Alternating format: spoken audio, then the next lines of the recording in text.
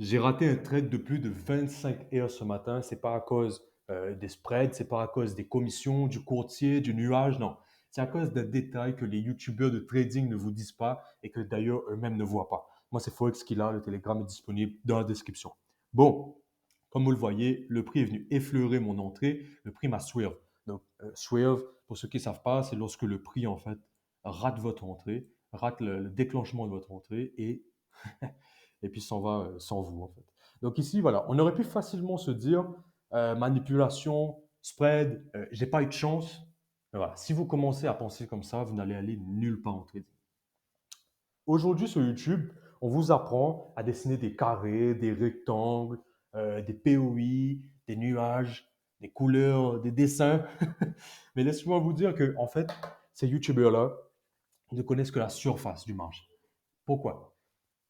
Parce que ici, on va traiter d'un sujet qui, en fait, parle de la profondeur du marché. Si j'aime dire que le marché, c'est un iceberg, les connaissances à propos du marché, c'est un iceberg, et ce que vous avez sur YouTube, en fait, dans la grande majorité, c'est la surface. Tous ces YouTubeurs, déjà que 9 YouTubeurs sur 10, c'est des gros scammers, ils ne sont pas rentables.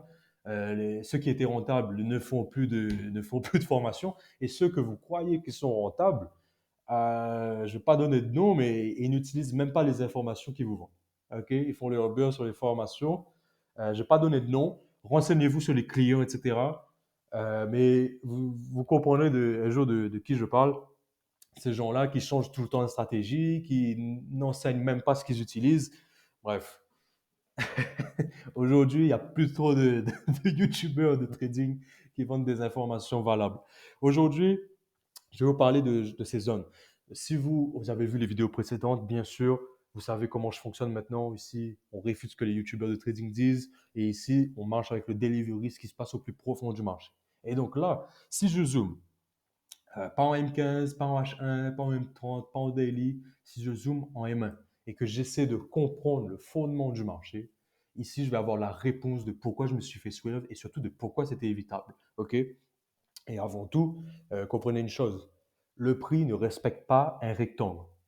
Voilà, c'est tout ce que j'ai à dire. Le prix respecte ce qu'il y a à l'intérieur du rectangle. Et c'est une distinction que, pour moi, c'est important de faire parce que je vois beaucoup de débutants ou beaucoup de traders ICT niveau intermédiaire, par exemple, noter tous les ordres blocs, noter tous les EVG avec ces indicateurs-là, Luxalgo, là, par exemple, où il y a tous les EVG, POI et tout là, qui sont notés. Enfin bref, ayez une compréhension du marché, essayez de comprendre comment l'algorithme délivre le prix. Essayez de comprendre ça.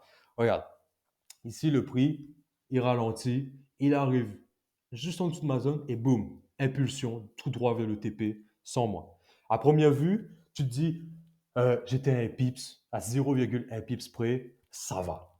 Mais encore une fois, si vous pensez en ça va, vous n'allez aller nulle part en trading. Parce que c'est un domaine, laissez-moi vous dire que c'est un domaine où il faut être archi excellent et j'en ai fait les frais. C'est un domaine où il faut être excellent. Et donc, si ça commence à marcher en ça va, vous allez tout droit dans le mur. Vous mettez le doigt dans l'œil jusqu'à titiller votre cerveau, comme j'aime le dire. OK? Il vous faut revenir sur ce que vous avez bien fait, ce que vous avez mal fait et y ajouter du sens. C'est très, très important en trading. OK? Donc, non, on va arrêter de penser comme les traders YouTube. On va pas faire ça va, j'étais à 0,1 près. On va essayer de comprendre pourquoi je me suis fait suivre. OK? Donc, bien sûr, on a un avantage sur la compréhension du prix. Maintenant, il faut être concentré. Ce matin, voilà, moi j'étais dans le speed, j'avais autre chose à faire. J'ai vu l'entrée, bam, order block, j'ai pas réfléchi. Ok. Parce que j'aime ne pas réfléchir aussi sur les entrées. Il faut ne pas réfléchir. Il y a une entrée, on y va. Ok. C'est un moyen d'exécution. Mais maintenant, sur l'analyse, sur où est-ce que je mets mon entrée, c'est important de ramener du sens, etc. Donc maintenant, je vais vous donner des bases saines et claires sur qu'est-ce qu'un order block. Ok. C'est vraiment la base euh, de- de- de- du trading, si je peux dire, du moins ICT, c'est les order blocks. Mais maintenant, la base que je vais apporter qui est saine et claire et vive, c'est comment ça fonctionne un order block. Et donc, je suis sûr que vous l'avez déjà entendu des trentaines de fois, tous les youtubeurs vont vous dire l'order block, c'est la bougie haussière avant la bougie baissière. C'est waouh. Franchement, mec, bravo, bravo, bravo. OK? Laissez-moi vous donner des bases saines et claires. Un order block et c'est ICT lui-même qui le dit, un order block, ce n'est pas la bougie qui est verte, la bougie qui est bleue, la bougie qui est rouge. Un order block, c'est l'expansion haussière avant l'expansion baissière. L'order block, c'est l'expansion haussière avant l'expansion baissière. Et vous commencez à comprendre, peut-être pour ceux qui ont les yeux les plus affûtés d'entre vous, vous commencez à comprendre ce qui se passe là-dedans et pourquoi je me suis fait suivre. Et bien sûr, hein, l'inverse fonctionne aussi, hein, l'expansion baissière avant l'expansion haussière. Comprenez bien que ce n'est pas une question de couleur de bougie. C'est une question de comprendre comment le marché est délivré au plus profond de lui-même. Et là, si je zoome, pas en H1, pas en M30, pas en H4, pas en daily, on va se rendre compte de certaines choses.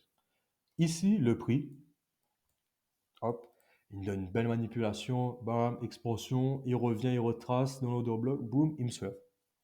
Pourquoi il me suive? Je viens de dire que l'order block, ce n'est pas une question de couleur de bougie. L'order block, c'est une question d'expansion baissière avant l'expansion haussière. Et dès que vous réfléchissez comme ça, vous commencez déjà à comprendre le price action. Puisque ici même, sur cette bougie, on a une expansion haussière avant l'expansion baissière. Donc en fait, déjà ici, on avait une entrée. Okay, si on était un minimum intelligent, on aurait une entrée. Okay. Mais comme moi, j'étais con, je me suis mis sur la bougie en couleur. Qu'est-ce qui s'est passé ici? Je vais zoomer. Si vous savez ce qu'est un VI, vous avez un avantage là tout de suite, parce que je ne vais pas l'expliquer tout de suite. Ici, on voit que le prix délivre une expansion haussière avant l'expansion baissière. Mais pour l'instant, vous vous dites, bah ouais, c'est normal qu'il ait mis l'entrée ici, c'est l'order block. Mais si je vous dis que l'order block ne commence pas ici, où commence l'order block? Ici, on voit qu'on a deux bougies baissières, une bougie haussière, une bougie baissière. Où commence l'order block? Tout à l'heure, je vous ai dit que un order block, ce n'était pas une question de couleur de bougie. Un order block, c'est une question de où commence l'expansion haussière avant l'expansion baissière. Et donc, je vais expliquer ce qu'est un VI. Un VI, c'est lorsque on a une bougie, donc une bougie est composée hop, de l'ouverture, de la fermeture, et du haut et du bas.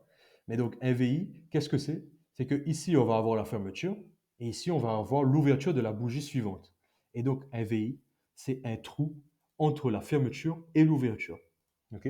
Ça, c'est les VI qui sont hyper visibles comme ceux ici là. Ok. Mais maintenant, on a les VI qui sont dits cachés en fait. Les VI qui sont cachés, c'est en gros, on va reprendre l'exemple de ces deux bougies là.